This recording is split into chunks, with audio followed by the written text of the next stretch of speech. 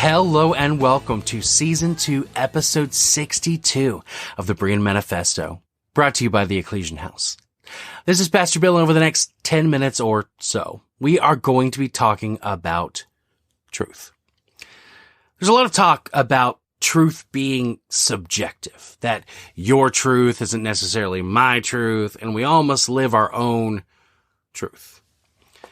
My grandfather used to tell me, or I think it was my grandfather. Anyway, the point is, I used to be told not to accept wooden nickels. The idea there was that a wooden nickel may be the right size and shape. It might even have Thomas Jefferson engraved on it, but it's worthless. It's not made of nickel, it's made of wood. A subjective truth is a wooden nickel. It may look like enlightenment, it may sound like enlightenment, it may even feel like enlightenment, but it's worthless. What people are calling truth is a combination of opinion and fact. It's not uncommon to hold an opinion or fact in such high esteem that you convince yourself they are truth. But opinions, and even facts, aren't necessarily truth. Let's take a minute and talk about elephants. I've never raised an elephant. I've ridden one in Thailand, but never raised one. There's this story about raising elephants that goes like this. A man was passing a group of elephants when he suddenly stopped, confused by the fact that these huge creatures were being held by only a small rope tied to their front leg. No chains, no cages. It was obvious that the elephants could, at any time, break away from the ropes they were tied to. But for some reason, they didn't. He saw a trainer nearby and asked why these beautiful, magnificent animals just stood there and made no attempt to get away. Well, the trainer said, when they are very young and much smaller, we use the same size of rope to tie them. And at that age, it's enough to hold them. As they grow up, they are conditioned to believe they cannot break away. They believe the rope can still hold them, so they never try to break free. He was amazed that the animals could at any time break free from their bonds, but because they believed they couldn't, they were stuck right where they were. What's going on is that there is a part of the brain in vertebrates, that's elephants, sheep, humans, anything with a spinal cord, called the reticular formation. One of the major functions of the reticular formation is the reticular activation system. The basic function of this system is to seek information supporting what you believe, and then sorting that incoming information into two categories: necessary and unnecessary. The standard it uses is whether the information can support what you already believe or not.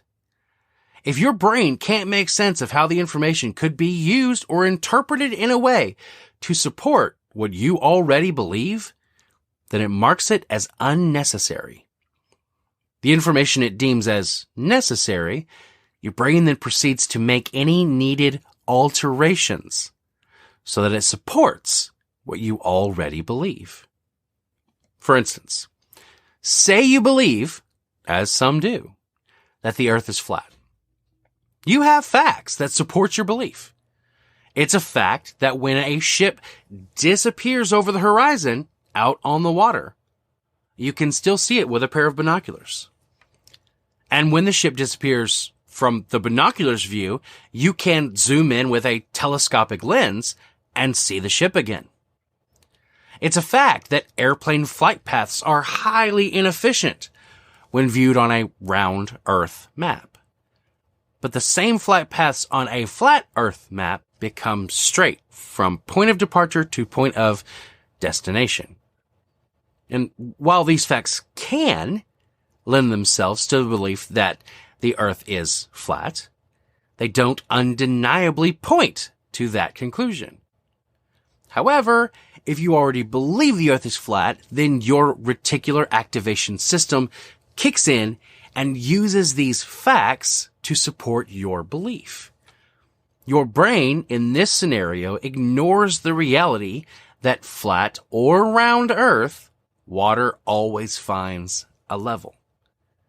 As far as flight paths, isn't it a more likely conclusion that flying that close to so large an object, like a planet, negates it being round, and that the distortions in popular modern maps just make the flight path appear inefficient?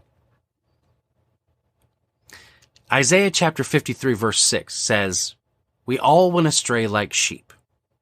We all have turned to our own way, and the Lord has punished him for the iniquity of us all."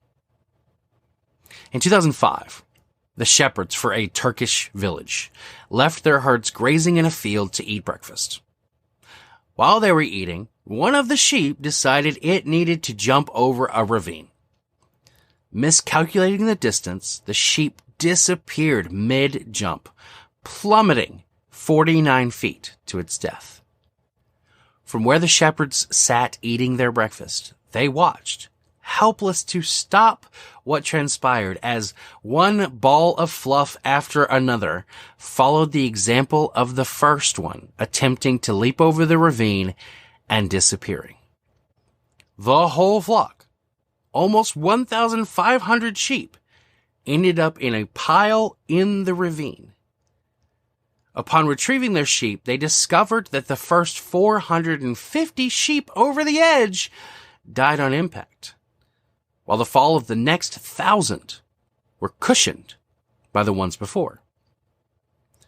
At some point, the sheep, like the elephant, had been conditioned to believe something. The elephant that it was a slave to something that couldn't possibly keep it. And the sheep that what was good for the boldest of them was good for the rest, without evidence. So my question for you is this: what have you convinced yourself is the truth that isn't? How would you even know?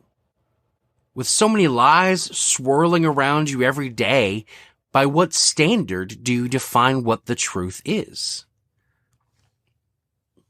Here's my policy. The Bible is truth. Anything that raises itself up against the Bible is not truth.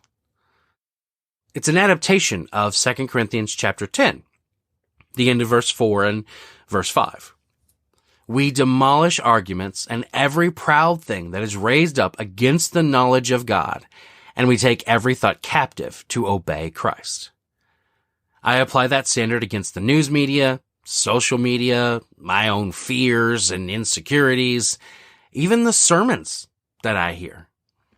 If what's being presented, whether fact or opinion, I can't find or confirm in the Bible, then it's not truth.